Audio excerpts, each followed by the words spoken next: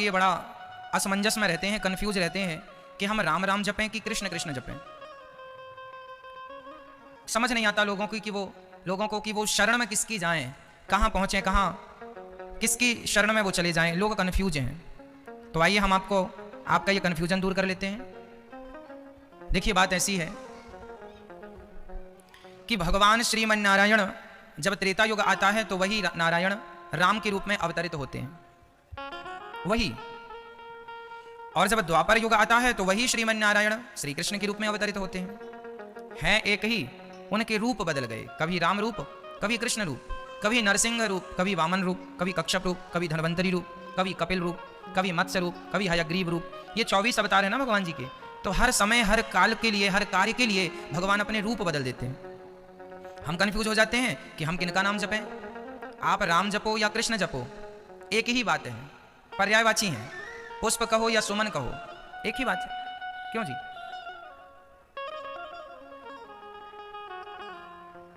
छोटे छोटे बच्चे जब मंदिर जाते हैं तो माँ क्या कहती हैं? मांझी, मांझी बैठी, मांझी को प्रणाम करो। कौन है ये?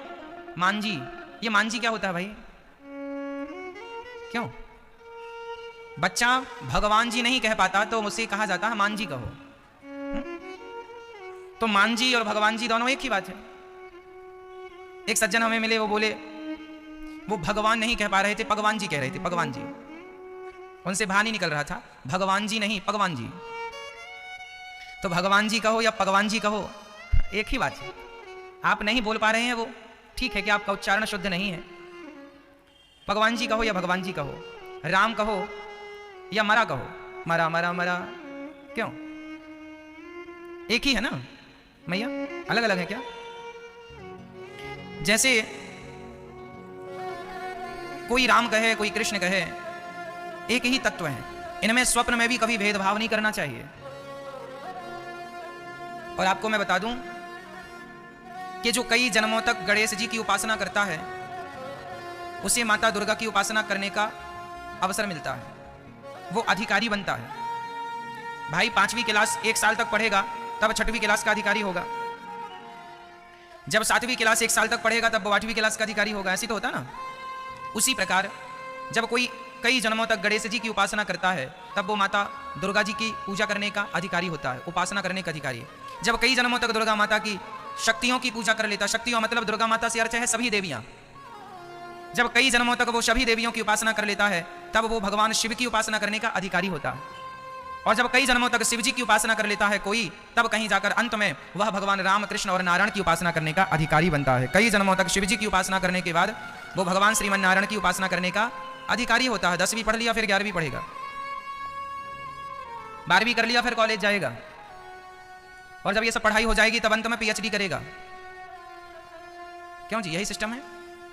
तो भगवान श्रीमन नारायण की उपासना, राम जी की और कृष्ण जी की उपासना वही करते हैं जो यहां से गुजर चुके हैं सब जगह से। सच कहूं तो आप सभी ने कई जन्मों तक भगवान माता दुर्गा और कई जन्मों तक आपने देवी की और कई जन्मों तक भगवान शिव की आराधना उपासना की है। इसके फलस्वरूप आपको अब बिहारी जी ने अपनी शरण में बुला लिया है कि अब मेरी शरण में आ जाओ। अर्थात भगवान राम, कृष्ण और नारायण यह तीनों एक हैं। हम किसी भी रूप से इन्हें पुकार सकते हैं। कोई राम कहे तो सही है, कोई कृष्ण कहे तो भी सही है, कोई श्रीमन नारायण कहे तो भी सही है, कोई जगन्नाथ जी कहे तो भी सही है, कोई तिरुपति बालाजी कहे तो भी सही है। ये पर्यायवाची है। भगवान के अनंत नाम है ना। भगवान का एक नाम ही है अनंत, अनंत अनंत है। भगवान का नाम क्या है? अनंत। क्या है भगवान का नाम? अनंत। अनंत नाम है भगवान के। विष्णु सहस्त्र नाम में भगवान के 1000 नाम है। गोपाल सहस्त्र नाम में भगवान गोपाल जी के 1000 नाम है ना। तो हजारों नाम जिनके हैं उनके राम और कृष्ण 2 नाम। इसलिए कभी इस विवाद में नहीं पड़ना चाहिए कि मैं तो राम जी का उपासक हूं तो कृष्ण जी की। अब कोई राम जी की उपासना करे और कृष्ण जी को गालियां देने लग जाए तो राम राम राम, ये तो घोर अपराध हो जाएगा। क्यों?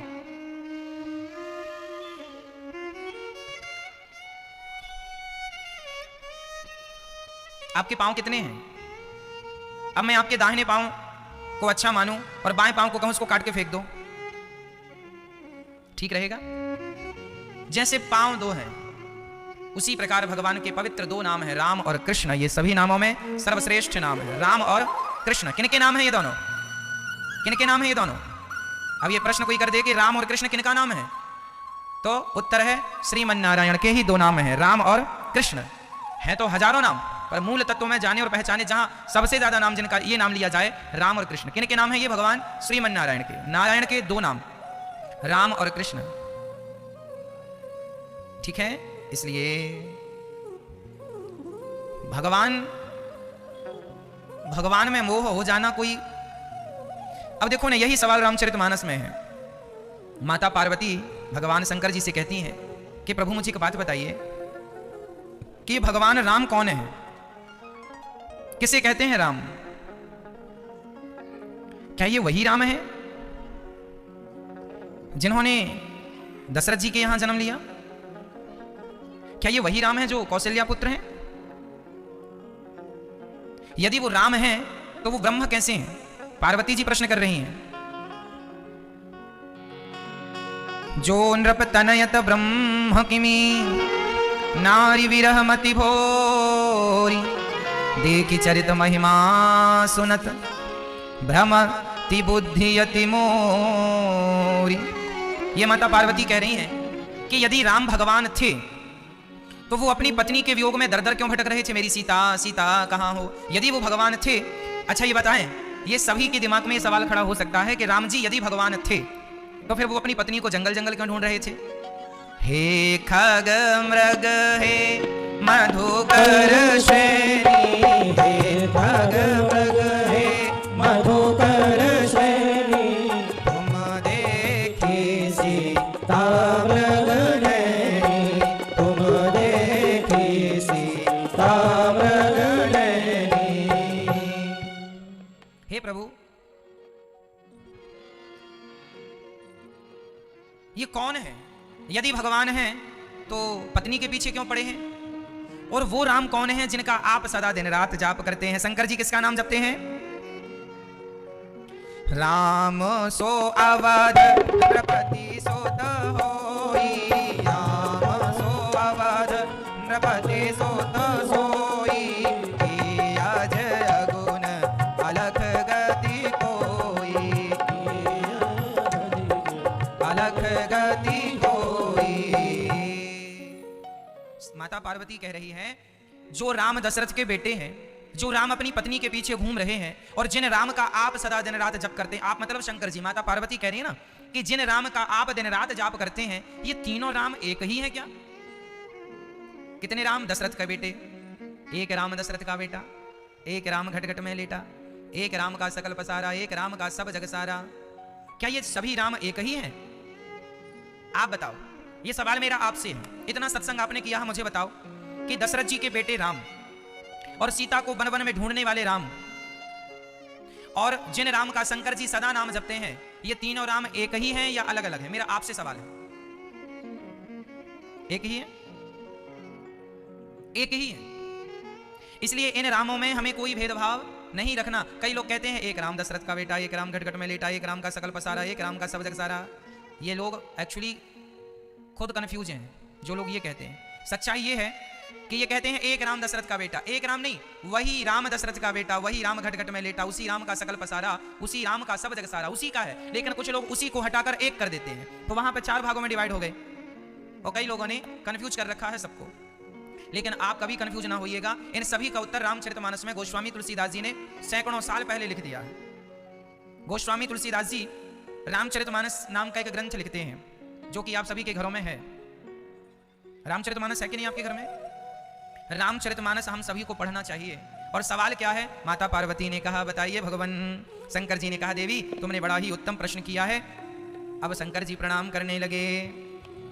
मंगल भवन अमंगल हारी, मंगल भवन अमंगल हारी, प्रभु सुदशरथ अजय बिहारी, प्रभु सुदशरथ अजय बिहारी। शंकर जी ने कहा हे मंगल के भवन, जब भी आप लोग अपने नया घर बनवाए ना, तो नए घर में ये चौपाई जरूर लिखवाया करो।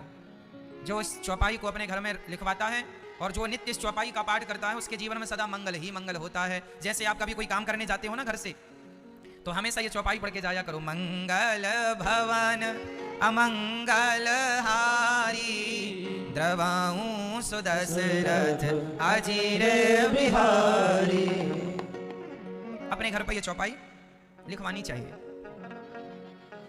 अब राम जी, शंकर जी कहते हैं, हे पार्वती सुनो, तुमने बड़ी अच्छी बात पूछी है और अब मैं सुनाता हूं तुम्हें कि भगवान की कथा जीवन में कितनी जरूरी है।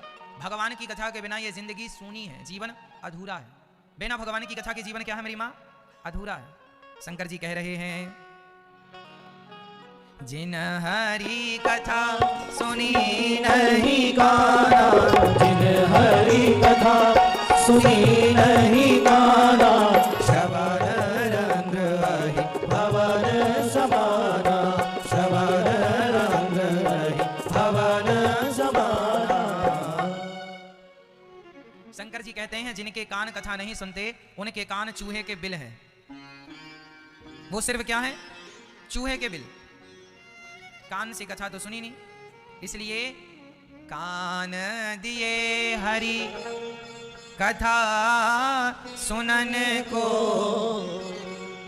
कान दिए हैं भगवान की कथा सुनने को, इसलिए जितना हो सके मेरी माँ कानों से कथाओं को सुना करो, कथाओं को सुना करो। ये कान जो है व्यर्थ में यहां वहां ना लगे। और सुनो, शंकर जी कह रहे हैं, नयन ही संत दरस नहीं देखा, लोचन मोर पंख कर लेखा।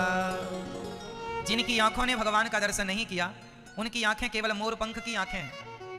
आपने देखा है मोर पंख में भी एक आंख बनी होती है, छोटी सी, है ना, देखने में बड़ी अच्छी लगती है, पर उसका कोई अच्छी लगती है बस, क्यों? उसी प्रकार ये तुम्हारी जो आंखें हैं ना, यदि भगवान को नहीं देखती ये आंखें तो मोर पंख जैसी हैं।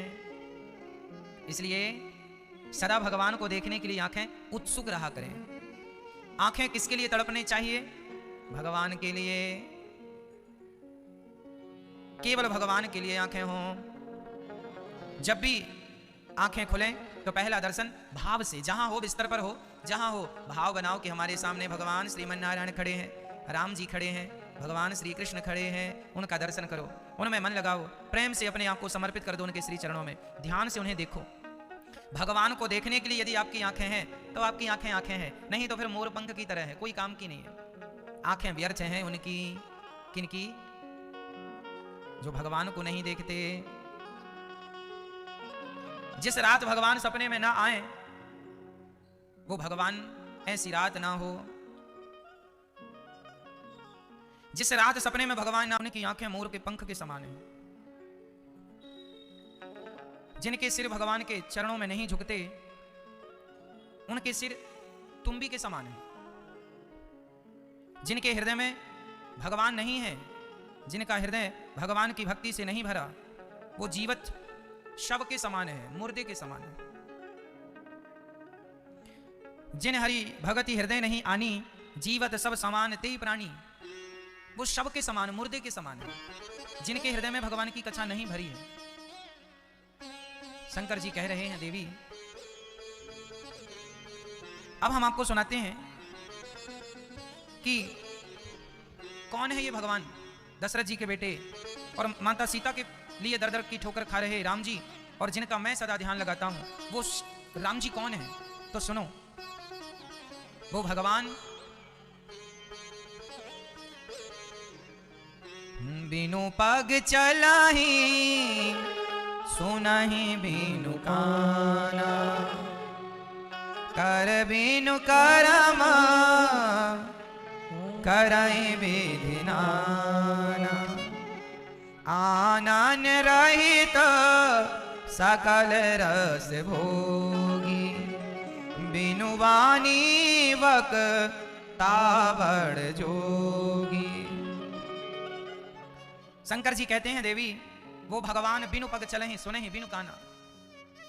मैं उन भगवान का ध्यान करता हूं, वही राम जो दशरथ जी के बेटे हैं, वही राम जो सीता माता को ढूंढ रहे हैं, उन्हीं राम की मैं उपासना करता हूं। ये बिनु पग चले ही, सुने ही बिनु काना। भगवान कैसे हैं? बिना पांव के चलते हैं, बिनु पग चले ही। भगवान बिना पांव के चलते, सुने ही बिनु काना, बिना कान के सुन लेते। अच्छा बताइए, भगवान श्री राम बिना पांव के कहां चलते हैं? कभी चले बिना पांव के? भगवान बिना पांव के चलते हैं, बिना कानों के सुन लेते हैं, बिनु पग चले ही। सुना ही बिनु काना, ये भगवान है। बिना पांव के कहां चले गए भाई? तो सुनो ना, जब द्रौपदी ने भगवान को पुकारा, उस समय भगवान द्वारिका में थे, और उस समय द्रौपदी हस्तिनापुर, वर्तमान में मेरठ, मेरठ से द्वारिका कितनी दूर है आज भी देख लीजिए आप गूगल पर।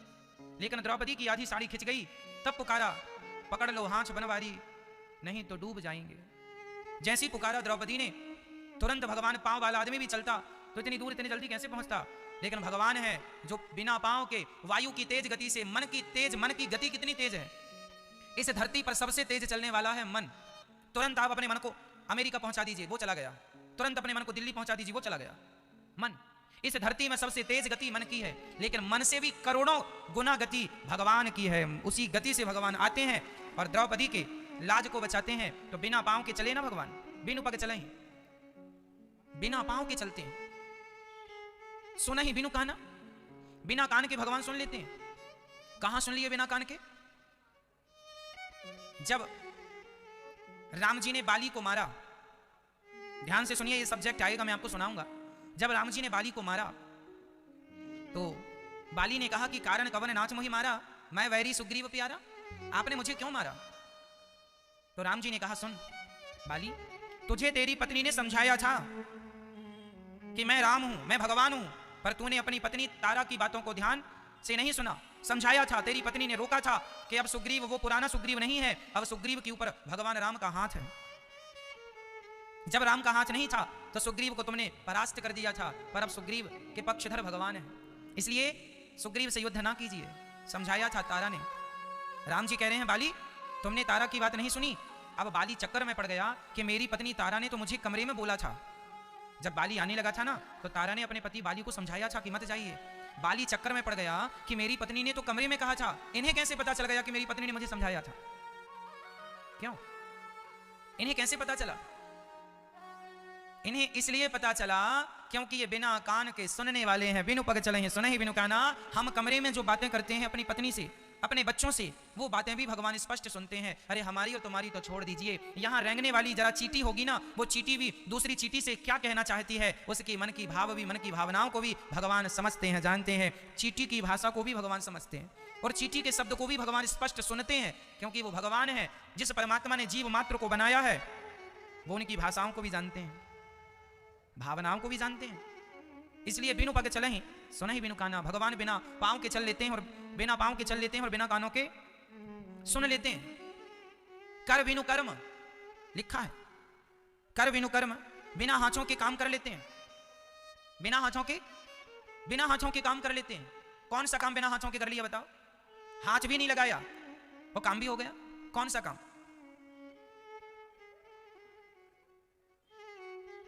महाभारत का युद्ध। भगवान श्री कृष्ण ने एक आदमी को नहीं मारा और दूसरे भाव से भगवान ने ही सबको मारा।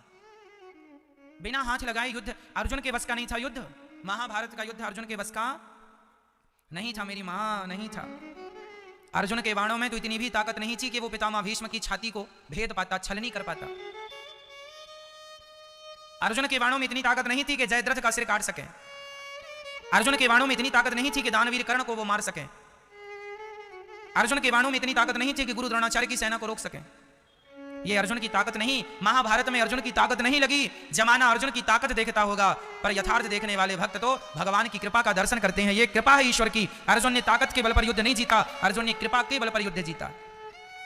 इसलिए आपके पास कितनी भी सेना हो, कितने भी आप पावरफुल हैं, लेकिन आपके पास भगवान की कृपा नहीं है तो वो सारी ताकत व्यर्थ है। जीत सदा उन्हीं की होगी जिनके सिर पर भगवान की कृपा होगी, जिनके ऊपर कृपा। इसलिए कृपा प्राप्त करने के लिए समर्पण चाहिए। तो भगवान बिना हाथ लगाए सब काम कर लेते हैं। बिनु पग चले ही, सुने ही बिनु काना, कर बिनु कर्म करे ही विधि नाना। सब कुछ कर लेते हैं। भगवान के बारे में कहा जाए, मेरी वाणी में इतनी ताकत नहीं। इस धरती पर ऐसी कोई कलम नहीं है जो ईश्वर के बारे में लिख पाए। जितना लिखा गया है वो तो समुद्र की एक बूंद के बराबर लिखा गया। आज आप लोग और हम लोग भगवान के बारे में जितना जानते हैं ना, वो कितना जानते हैं? जैसे समुद्र की एक बूंद को कोई उठाकर कहे कि मैंने समुद्र को जान लिया। क्या समुद्र की एक बूंद से समुद्र का आकलन किया जा सकता है? उसी प्रकार हमारे पास, आपके पास, इस धरती पर विद्वान से विद्वान के पास भी जितना ज्ञान है वह उतना ही है जितना समुद्र की एक बूंद है। इसलिए भगवान शंकर जी समझा रहे हैं पार्वती को, देवी ईश्वर पर श्रद्धा हो, संदेह न हो। ईश्वर अतर्क है, राम अतर्क बुद्धि, मन वाणी मत हमारे अस सुनहि सयानी। शंकर जी ये बात कह रही है, चौपाई शंकर जी की है। शंकर जी कह रहे हैं राम अतर्क बुद्धि मन वाणी। राम अतर्क है, मन और वाणी से परे है परमात्मा। अब जो परमात्मा मन और वाणी से परे है, उसे भला हम वाणी से कैसे जान सकते हैं? राम अतर्क है, तर्क से नहीं जाना जा सकता। शंकर जी कह रहे हैं हे उमा, उमा मीन्स पार्वती, पार्वती जी का नाम उमा है। शंकर जी कह रहे हैं हे उमा, जब जब होय धर्म के हानि, बाढ़हि असुर अधम अभिमानी। तब तब धरी प्रभु विविध शरीरा, हरहि कृपा निधि साजन पीरा। राम जन्म के हेतु अनेका, परम विचित्र एकते एका। राम जन्म के हेतु अनेका, क्या क्या हेतु हैं? जन्म एक दुई करहूं बखानी, सावधान सुनो। संत ज्ञानेश्वर जी का नाम सुना होगा? ज्ञानेश्वर जी का नाम सुना होगा? महाराष्ट्र में एक बहुत बड़े भक्त हुए हैं, ज्ञानी हुए हैं, भगवान के परम उपासक हुए हैं संत ज्ञानेश्वर जी। संत ज्ञानेश्वर को एक बार वहां के लोगों ने अपमानित किया। एक भैंसे का नाम ज्ञानेश्वर रख दिया। अरे मेरा ज्ञानेश्वर है, देखो ये ज्ञानेश्वर है। उनको चिढ़ाने के लिए उन्होंने एक भैंसे का नाम ज्ञानेश्वर रख दिया। उस समय ज्ञानेश्वर जी केवल 8 साल के थे और उस बच्चे को चिढ़ाने के लिए गांव के लोगों ने एक भैंसे का नाम ज्ञानेश्वर रख दिया। और ज्ञानेश्वर इतने उच्च कोटि के संत थे, भगवान के ही साक्षात स्वरूप थे। उन्होंने भैंसे पर एक हाथ मारा तो भैंसा वेद मंत्र बोलने लगा था। भैंसा क्या बोलने लगा था? वेद मंत्र। सब आश्चर्य में डूब गए, ये भैंसा वेद मंत्र बोल रहा है। भैंसा तो कोई भैंसा भैंसा तब तक है जब तक वो भैंसा है, पर जब भगवान की कृपा हो जाए तो भगवान तो भैंसे से भी वेद मंत्र बुलवा दे। कहने का अर्थ यह है कि ना तो कोई ज्ञानी है ना तो कोई मूर्ख है। कई बार ज्ञानी लोग मूर्खों की तरह व्यवहार कर लेते हैं और कई बार मूर्ख लोग ज्ञानी की तरह बात करते हैं। तो ज्ञानी कोई नहीं और मूर्ख कोई नहीं, जिसे भगवान जब जैसा बनाए बस वो भगवान के अधीन है सब। इसलिए ना मैं ज्ञान का अहंकार करूं, ना मैं ये कहूं कि तुम बड़े मूर्ख हो। मैं आपको मूर्खता का भी सर्टिफिकेट नहीं दे सकता और मैं आपको ज्ञानी का भी सर्टिफिकेट नहीं दे सकता, क्योंकि ज्ञानी और मूर्ख दोनों भगवान के ही अधीन है। कब भगवान किसको ज्ञानी बना दें, कब भगवान किसको मूर्ख बना दें। बताओ मीराबाई कौन सी यूनिवर्सिटी पर पढ़ने गई? मीराबाई ने किसी यूनिवर्सिटी में पढ़ाई की? नहीं ना, पर फिर भी मीराबाई के गाए हुए पदों पर लोग पीएचडी कर रहे हैं कि नहीं? क्यों कर रहे हैं? पहले हड्डी कौन छीनेगा? शेर को इस हड्डी से क्या प्रयोजन? शेर को क्या करना है इस हड्डी का? उसी प्रकार नारद जी भगवान का ध्यान कर रहे हैं तो यहां पर गोस्वामी जी इंद्र को कुत्ते की उपाधि दे रहे हैं कि कुत्ते की तरह, जैसे कुत्ता अपनी हड्डी दबा के भागता है, ऐसे इंद्र अपने स्वर्ग का सिंहासन रूपी हड्डी नारद जी को देख के भाग रहा है, कहीं हमारी हड्डी न छीन ले। नारद जी तुम्हारे स्वर्ग के सुख से क्या करेंगे? लेकिन इंद्र तो इंद्र हैं, है ना। अब एक बार क्या हुआ, नारद जी, इंद्र ने अपनी सुंदर अप्सराओं को भेजा कि जाओ नारद जी की तपस्या में विघ्न करो। अब नारद जी के संग आकर के वो सामने अप्सराएं नाचने लगी, पर नारद जी तो इतने उच्च कोटि के संत थे कि उन पर किसी स्त्री का कोई जादू चला नहीं, किसी स्त्री का कोई जादू नहीं चला। फिर नारद जी ने कामदेव को भेजा तो कामदेव का कोई जादू नहीं चला। कामदेव चरणों में गिर पड़ा, महाराज क्षमा करो। नारद जी बोले क्या हुआ? बोले महाराज आपने तो काम को जीत लिया है, मैंने सारी 5 बाण चला दिए पर आपका मन जरा भी डिगा नहीं, और आपने क्रोध को भी जीत लिया, आपको क्रोध भी नहीं आया। क्योंकि शंकर जी ने जब काम ने जब शंकर जी को परेशान किया था तो शंकर जी ने काम को जलाकर भस्म कर दिया था, तीसरी आंख खोल दी थी ना। तो नारद जी से कहा कि देखो आपने तो काम को भी जीत लिया और क्रोध को भी जीत लिया, काम और क्रोध दोनों। नारद जी ने हंसकर कहा, पगले हमने काम और क्रोध को ही नहीं, इंद्र से कह देना कि हमें उसके स्वर्ग का कोई लोभ लालच नहीं है। तो नारद जी ने काम को, क्रोध को, लोभ को जीत लिया। अब नारद जी ने जीत तो लिया, कामदेव प्रणाम करके चले गए। अब नारद जी को इस बात का अहंकार आ गया कि मैंने काम, क्रोध, लोभ को जीत लिया। देखो अभी हमने चौपाई की व्याख्या की ना कि ज्ञानी कोई नहीं है और मूर्ख कोई नहीं है। कब भगवान ज्ञानी बना दें और कब भगवान मूर्ख बना दें, कब भगवान राजा बना दें और कब भगवान रंक बना दें। तेरी लीला का ना पाया कोई पार, तेरी लीला तू ही जाने। भगवान की लीला का कोई पार ना पा सका, उनकी लीला वही जाने। अब नारद जी को अहंकार आ गया कि मैंने काम को, क्रोध को, लोभ को जीत लिया। अब देखना अहंकार जब आता है तो क्या होता है, कहानी बड़ी अच्छी है, जरा सुनते चलना। अहंकार आ गया नारद जी को कि मैंने सब जीत लिया। अब अच्छा, अहंकारी आदमी ना सबको बताना चाहता है, मैं ये हूं, मैं वो हूं।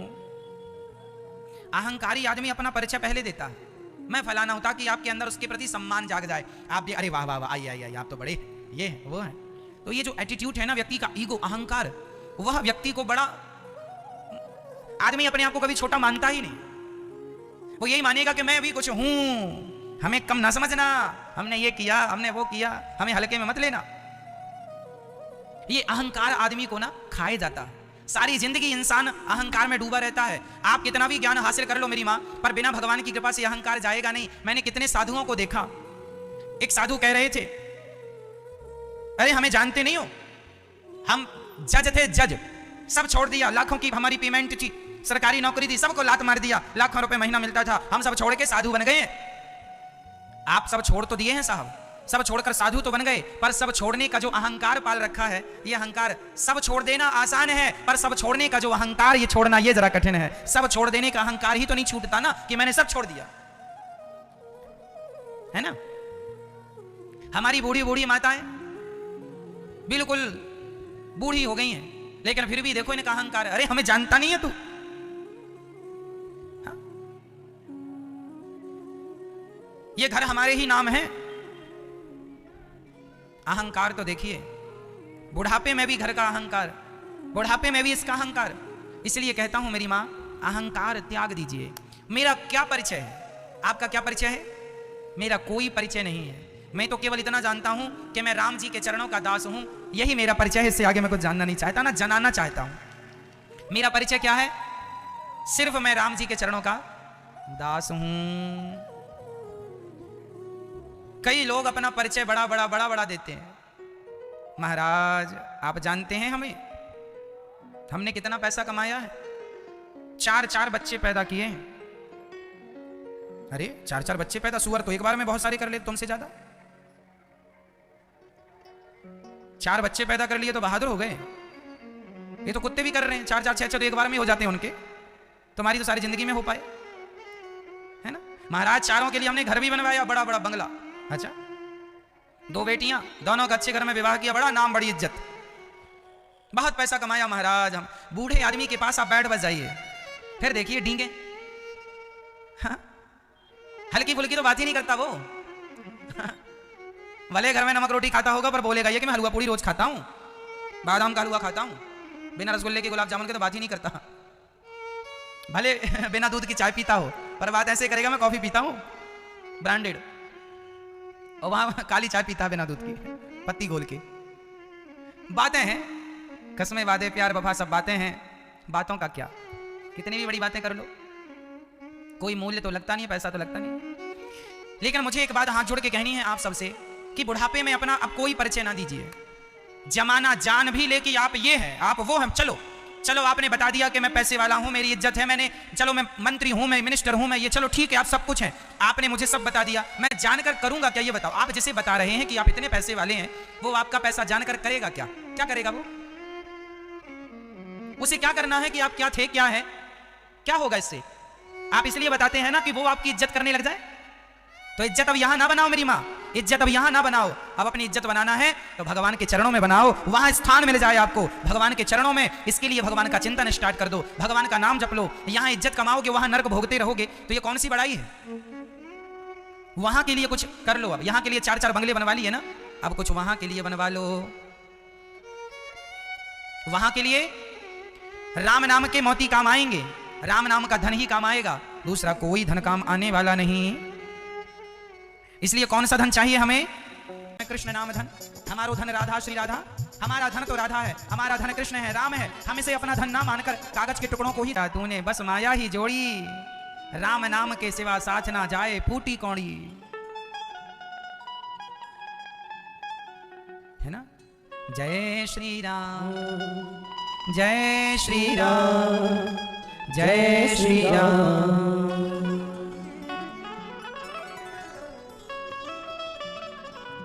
राम नाम ना गाया तूने बस माया ही जोड़ी, राम नाम ना गाया तूने बस माया ही जोड़ी, राम नाम के सिवा साथ ना जाए फूटी कौड़ी। जय श्री राम, जय श्री राम, जय श्री राम।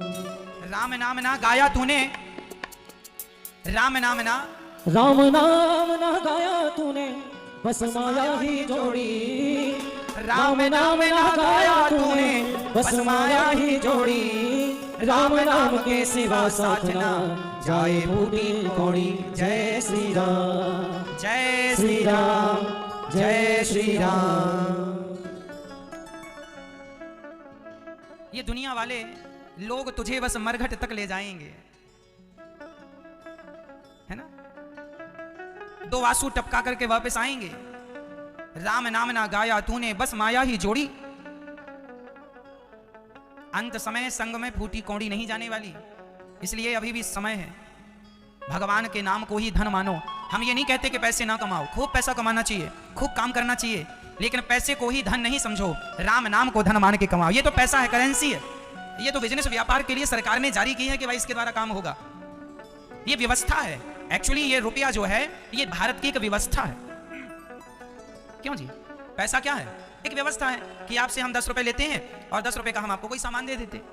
ये तो व्यवस्था है कि व्यवस्था बनी रहे कि भाई ये सामान आपको तभी मिलेगा जब आप ये पैसे देंगे। तो पैसा एक व्यवस्था है, पैसा धन नहीं है, पैसा धन नहीं है।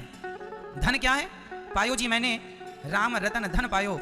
हमारी गलती कहां हो गई कि हमने पैसे को धन मान लिया। धन तो भगवान है, सबका धन कृष्ण है।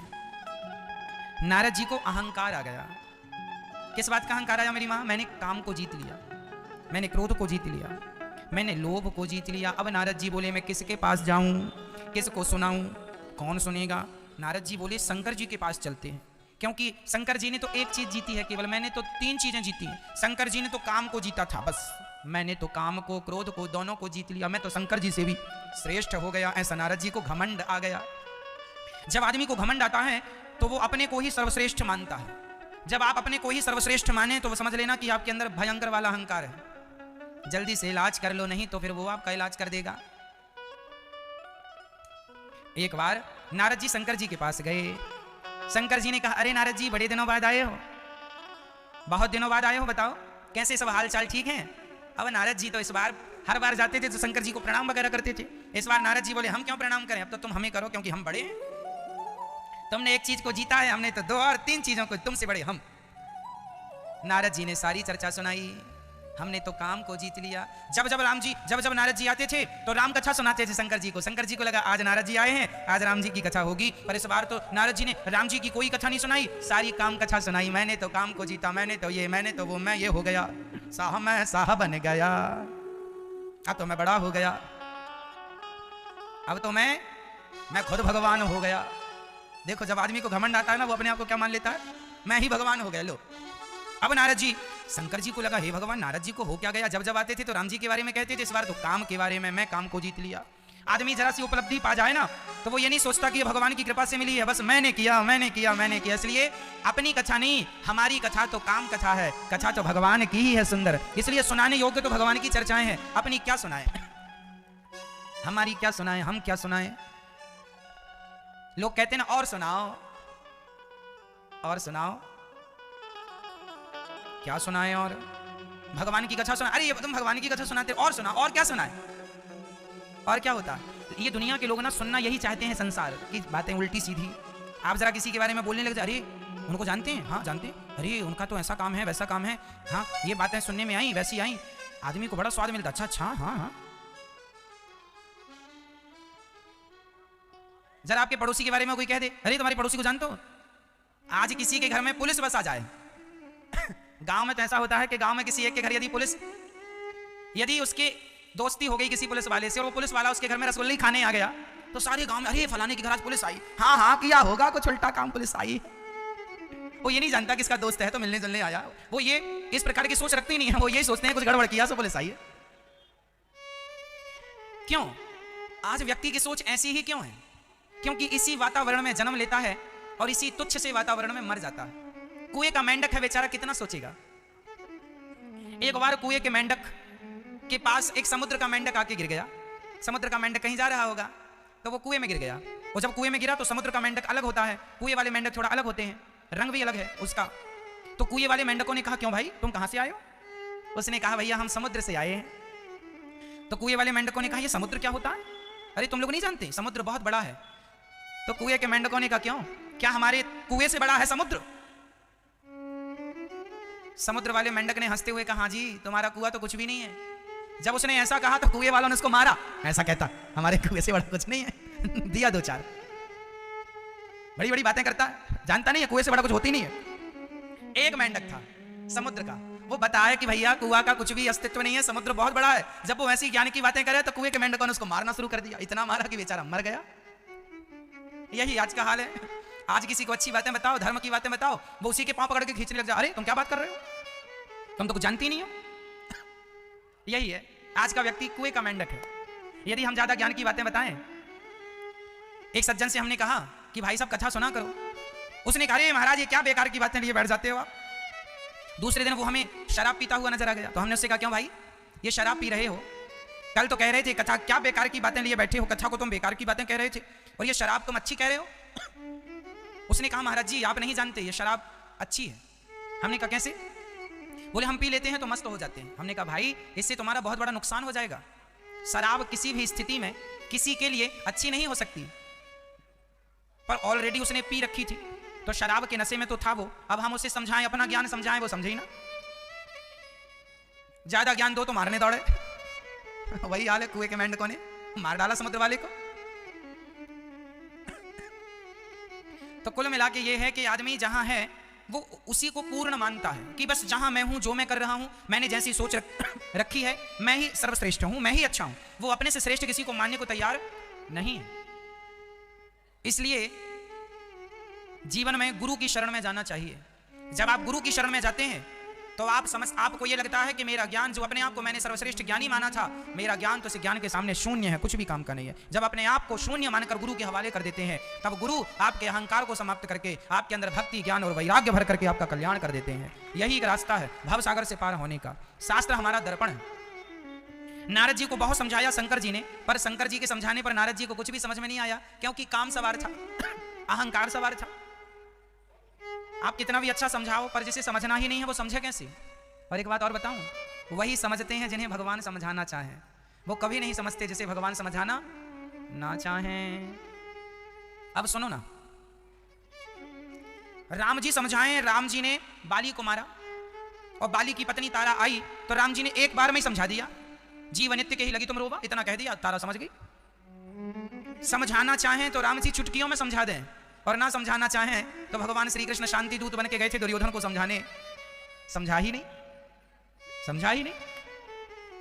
तो वही समझते हैं जिन्हें भगवान, आप लोग यदि कथा सुन रहे हैं, यदि आप समझ रहे हैं, यदि आप गलत रास्ता छोड़ रहे हैं तो समझ लेना कि भगवान आपको सही रास्ता दिखाना चाह रहे हैं कथा के माध्यम से। ईश्वर ही आपको हाथ पकड़ के गलत रास्ते से निकालकर सही रास्ते में लाना चाह रहे हैं। अब नारद जी शंभुदीन उपदेश सहित नहीं नारद ही सुहान, भरद्वाज कौतुक सुनहु हरि इच्छा बलवान। बहुत समझाया शंकर जी ने नारद जी, ये बात जो हमें बताई कि हमने काम को जीत लिया, ये भगवान नारायण से ना कह देना। पर नारद जी नहीं माने और जाकर उन्होंने भगवान नारायण से कह ही दिया। शंकर जी ने तो समझाया था, राम कीन्ह चाह सोई होई, करे अन्यथा अस नहीं कोई। शंकर जी ने यह समझाया कि आपने काम क्रोध लोभ को जीता तो है, पर यह भगवान की कृपा से जीता है। लेकिन नारद जी इस समय भगवान की कृपा को जोड़ना नहीं चाहते थे। वो तो मानते थे कि मैंने जीता, वो कृपा को जोड़ना नहीं चाहते। कितनी बढ़िया चौपाई यहां लिखी है, राम कीन है चाहि सोई होई। क्या होगा जो राम जी चाहेंगे, करें अन्यथा अस नहीं कोई। जब हमारे जीवन में कोई घटना घट जाए तो यह समझ लेना चाहिए कि ईश्वर की मर्जी है। आपके जीवन में कोई अनहोनी हो जाए, आपके जीवन में कोई उल्टा काम हो जाए, तो यह समझ लेना चाहिए यह भी भगवान की ये कृपा है। अब हम कुछ नहीं कर सकते उसी क्षण भगवान का ध्यान करना चाहिए। हे नाथ, इस संकट को ना मैं जानता हूं ना इसका तोड़ जानता हूं, आप कृपा कीजिए। भगवान की शरण ग्रहण कर लेनी चाहिए। और जो हो रहा है, यदि हमारे घर में दाल रोटी नहीं है तो भी ये ईश्वर की मर्जी है, और हमारे घर में हलवा पूड़ी है तो ये भी ईश्वर की मर्जी है। सुख और दुख सब ईश्वर की मर्जी से है। इसलिए जैसे भगवान रखें वैसे रहने की कोशिश किया करो। अपने से परेशान होने की जरूरत नहीं है। अपने से परेशान ना होइए क्या ये वो कुछ नहीं। बहुत समझाया शंकर जी ने। नारद जी एक बार कर तल बरवीना, गावत हरि गुण ज्ञान प्रवीणा। क्षीर सिंधु गवने मुनिनाथा, जहां बस श्रीनिवास श्रुति माथा। एक बार नारद जी भगवान नारायण के पास गए वैकुंठ। हर बार जाते थे पर इसकी अब की बार बड़ी देर में गए। नारद जी सोचे कि इस बार तो हमें भगवान खुद बुलाएंगे, निमंत्रण देंगे, आएंगे। अरे आपने तो काम क्रोध को जीत लिया, हमारा भी स्वागत सम्मान होगा। पर जब ऐसा कुछ नहीं हुआ तो नारद जी अपने से गए। तो वहां भगवान लेटे थे। भगवान भी कम कौतुकी नहीं है, भगवान भी बड़े सुंदर लीला रचने वाले हैं, विनोदी हैं भगवान। भगवान भी बड़े मजाकिया हैं। हर बार नारद जी जाते थे ना तो भगवान लेटे रहते थे, पर इस बार जब नारद जी गए ना तो भगवान खड़े हो गए। अरे नारद जी आइए आइए आइए आइए। और भगवान ने नारद जी को अपने बगल में बिठा लिया। अब नारद जी मन में लड्डू फूटने लगे। लगता भगवान को पता चल गया कि हम भी किसी से कम नहीं है, हमने तो काम क्रोध को जीता है। अब नारद जी का अहंकार पनपने लगा। अरे भगवान ने हमारा सम्मान किया। एक बात बताएं, ज्यादा सम्मान भी ले डूबता है आदमी को। किसी को गोल्ड मेडल मिल जाए, फिर देखो तुम्हारे बगल में आके पहले बैठ जाता था, जब से गोल्ड मेडल मिला तुम्हारी तरफ देखता नहीं है। अरे हम तो कम है क्या, हम स्पेशल हैं। एक बात बताएं भैया, सब लोगों को सम्मान पचता भी नहीं है, हाँ या ना?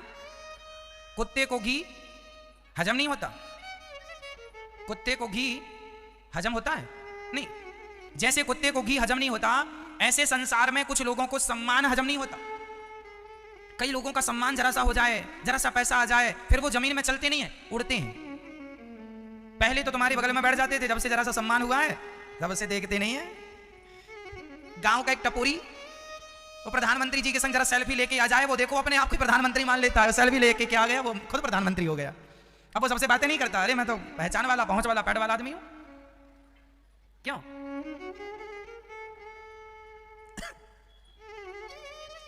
जरा सा सम्मान, जरा सी प्रतिष्ठा, जरा सा पैसा भगवान क्यों नहीं देते सबको? धन दौलत, क्योंकि लोग इसके अधिकारी नहीं है। मिल जाता है तो लोग उसका सदुपयोग नहीं करते। पहले 50 रुपए वाली शराब पीता था, जब से धन आया है तो 1000 रुपए वाली पीने लग गया है। मतलब दुरुपयोग। भगवान को लगता है कैसों को देने से क्या फायदा। इसलिए अपने आप को पहले धीर वीर गंभीर बनाओ। गंभीरता जरूरी है। कितना भी सम्मान हो हमारा, फिर भी हम ज्यों की त्यों रहे, और कितना भी अपमान हो हमारा, फिर भी हम ज्यों की त्यों रहे। यह व्यक्ति पूजनीय है जो हर स्थिति में सम है, हर स्थिति में अपने तटस्थ भाव से खड़ा। सम्मान मिले अपमान मिले हमें कोई फर्क नहीं है। जो व्यक्ति सम्मान गुण दोष दृश्य दोषा, जो सम्मान और अपमान को एक मान लेता है, वही व्यक्ति अपना लोक परलोक दोनों बना लेता है। यदि अपमान में उलझ गए तो भी नुकसान, और सम्मान में उलझ गए तो भी गलत। इसलिए सम्मान अपमान दोनों से ऊपर उठ जाओ। ना किसी की गालियां आपको परेशान कर सकें, ना कोई स्तुति करे तो आप परेशान हो। कई बार आपको कोई गाली दे देना, आपको नींद नहीं आती, हमें तो गाली दे दी, गाली दे दी, गाली गाली गाली गाली। उसने तो एक बार दी थी और कह के चुप हो गया, आपने पूरी रात गाली गाली का माला जपा, गाली गाली गाली दे दी, गाली गाली गाली। लो भैया, उसने तो कह दिया, खत्म कर लिया, तुमने सोचना सोच सोच के गाली गाली गाली। इतना भैया काहे माला जपती हो गाली का? सच्ची बताना, आपका कोई अपमान कर दे तो आपको रात भर नींद आती है? नहीं आती ना। क्यों? कोई आपका अपमान कर दे तो भी आपको रात भर नींद नहीं आती, और कोई आपका सम्मान कर दे तो भी आपको रात भर नींद नहीं आती। अरे हमारा सम्मान, खुशी से नींद नहीं आ, करवट ले रहे हैं, वाह बड़ा सम्मान, बड़ा करवट लिए जा रहा है, करवट लिए जा रहा है, नींद ही नहीं आ रही है। उसको लगता है कहां छत में जाके नाचने लग जाओ, सम्मान हो गया मेरा। ये स्वभाव नहीं होना चाहिए। थोड़े से सम्मान में उछल ना जाइए और थोड़े से अपमान में दुखी ना हो जाइए। ये समझिएगा मैं कुछ भी नहीं हूं, मैं जीरो हूं, शून्य हूं, खाली हूं, सम्मान मेरा नहीं हो रहा। अच्छा ये बताइए, आप लोग जो मुझे माला पहनाते हैं, तो इस माला का अधिकारी सच्ची क्या मैं हूं ना? आप मुझे माला नहीं पहनाते मेरी मां, और मुझे सम्मान नहीं करते। सच्ची बताऊं, आप मेरा सम्मान इसलिए करते हैं क्योंकि ये दास अनिरुद्ध भगवान की कथा आपको सुनाता है। मूल में सम्मान का अधिकारी मैं नहीं हूं, मूल में सम्मान के अधिकारी भगवान है, क्योंकि उनकी कथा के कारण ही तो आप मुझे जानते हो ना। यदि भगवान की कथा ना होती तो आपका मेरा क्या संबंध होता, क्या परिचय होता? तो सम्मान का अधिकारी मैं नहीं हूं, सम्मान के अधिकारी भगवान है। मेरी तो कोई औकात ही नहीं है। मैं तो आपके चप्पल में लगी जो धूल है ना, वो धूल भी नहीं हूं, कुछ भी नहीं हूं, मेरा तो अस्तित्व कुछ नहीं है। भगवान के कारण ना मेरी पूंछ है। और मैं अपने आप को कहूं मैं ये हूं, तो मेरा जैसा नालायक, मेरे जैसा नीच, मेरे जैसा मूर्ख, मेरे जैसा पतित कौन होगा? इसे यदि पावन बनाया है तो केवल भगवान के नाम ने, भगवान की कथा ने पावन बनाया है। तो मूल में भगवान ही है। यदि आप मेरा सम्मान करते हैं तो वो सम्मान ईश्वर का सम्मान है।